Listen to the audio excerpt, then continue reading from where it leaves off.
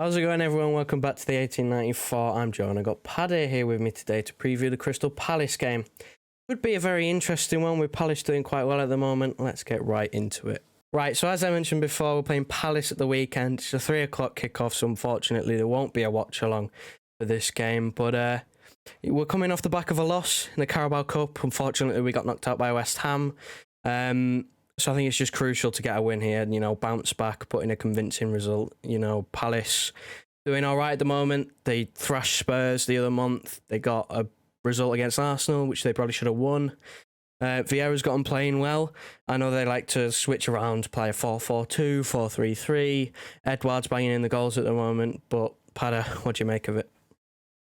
Yeah, I think it's going to be tough again. I thought we played it well last night, even though we went on the penalties. I thought we created enough chances. Obviously, again, same as usual.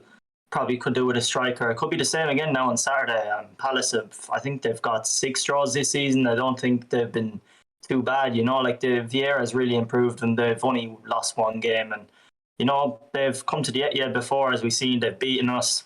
Don't mention the Townsend goal. And they've got draws as well. So, it's going to be another tough game. They've got great individuals. Zaha's back for them now, I think, as well. He came on against Newcastle in their last game. They've got Elise, they signed, is looking good. Connor. Oh, yeah, Palace. They play Edouard on the left as well. So, Benteke is in a bit of form, and we're just going to have to put out our best team and hopefully get the 3 points, because we're on a good run of form apart from last night in the Premier League. We've beaten Brighton, Burnley since the international break, so it's important to keep that going now ahead of the derby next week. Yeah, I think it's just crucial to get this game over the line. We shouldn't have too many distractions up until the FA Cup starting. Now that Carabao Cup is out the way, the Champions League, I think if we do beat Bruges, I think that's, us pretty much through. So realistically, we should be looking to, I think, win most, if not all, of our remaining league games. But in terms of injuries, I think our squad is fine, bar Torres, who's still recovering from an injury. You said before that they've got Zaha back, which will be a big boost for them. We know under Roy Hodgson, they had a very good away record. They were a better away team than they were at home, so it could be a tricky one. But, I still think we should look to beat them, because, you should look to win all your home games. But, I think, we've said our bit, we've said enough. I think we should just move straight on to the team selection and who we decided to pick. Right, so predicted 11 time. It genuinely could be anyone, but we'll start with the defence, which kind of picks itself. We're going for Ederson in goal, a back 4 of Walker, Diaz, Laporte and Cancelo, which is pretty self-explanatory. Like I said, it picks itself. It's one of the best defences in the league so far this season. Diaz and Laporte have a great partnership at the moment. What are your thoughts on it? Could you see any changes to it? John Stones would be the only one you could see, but I think he'll just go back to Laporte because it was Stones and Ake last night. But it's interesting how things work, because last season it was mostly Diaz and Stones. They had a great partnership, and I think Stones kind of had a slow start to the season, so Pep's kind of gone back to what we all originally thought was going to be the main centre back pairing in Ruben Diaz and Laporte. So I wouldn't be surprised if Stones comes back in from West Ham alongside Diaz on Saturday, but I think it's going to be Diaz and Laporte. Yeah, I don't think you'll see anything else. Why change if it's not broken? Stones has had his troubles with injuries this season again. He's missed quite a lot of games. I think he's played more games for England than he has played for City. I don't know about that one. It could be the same now. But I don't think we should change it. I think we should go back to that and, just get the game won, I think. There's no point in changing it. But moving on to the midfield. Now, we've gone for Rodri in the 6 in the hole, to shield the back 4, which I think he will come back in because he's playing good at the moment. He's playing very good at the moment. And, Fernandinho played against West Ham. I think bring Rodri back in. He's had a rest. He's played better than Fernandinho, but that's to be expected. He's like 10 years younger than him. But the 2 in front of him, We've gone for Bernardo and Kevin De Bruyne. Now, Bernardo, I think, is almost nailed on to come back into the team. He wasn't even in the squad against West Ham. I think you will more than likely see him. But Kevin De Bruyne, he played against West Ham. He got taken off as a substitute. Really, from here on in, from the midfield, the attacking midfield and forward positions, it genuinely just could be anyone. You could see anyone. You could see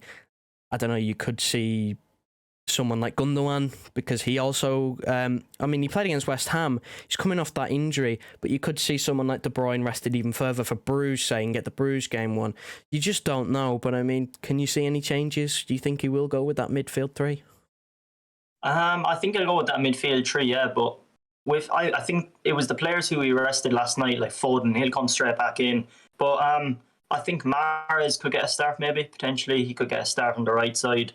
Sterling, I think, will sit this one out and play against Bruges. Grealish will come back, so it's Grealish and Foden. So literally, yeah, it could be anyone. De Bruyne, his stats have been good this season, but he's still yet to get up to scratch. You know, he's looking kind of a bit sloppy in our games, you know, so we wanted to get him up to full speed. I think he needs a rest for this game, to be honest. I know it's important, but I wouldn't be starting De Bruyne in this game. I'd be playing him against Bruges and getting that wrapped up. But I mean, for me, it should be Gundogan and Bernardo, and then play a false nine with Foden, Grealish and Mahrez on the wings. But it could be anything, as you say. Yeah, I'm not totally convinced by De Bruyne this season. His stats are good, but I mean, that's just because he's a very, very, very good player. Quality. He's just absolutely incredible. He's one of the best in the world on his day. He just hasn't hit his day so far this season, which kind of speaks volumes with the numbers that he's actually put up already. But in terms of the front three, we think it will be Jesus, Grealish and Foden. Now, this is the exact same team that he played against Brighton.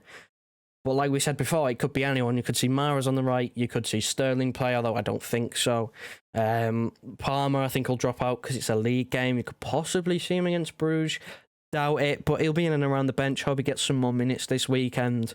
But I mean, it could be anyone. It's Pep Roulette. I mean, if you've got any of these players in your fantasy team, I don't know what you're doing, because it genuinely could be anyone.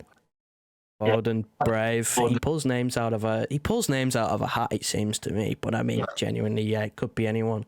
But I mean, you've got to keep one eye on Bruges, I suppose, because you know that is the game where you go, if you win that, then that is Champions League pretty much done, and then you can focus on the league and play stronger in the league and rotate more in the Champions League. But before we wrap up, I think we should get some score predictions. Now, obviously, Palace could be anything. We've thrashed them before. We have got beat. So I don't know. What's your score prediction?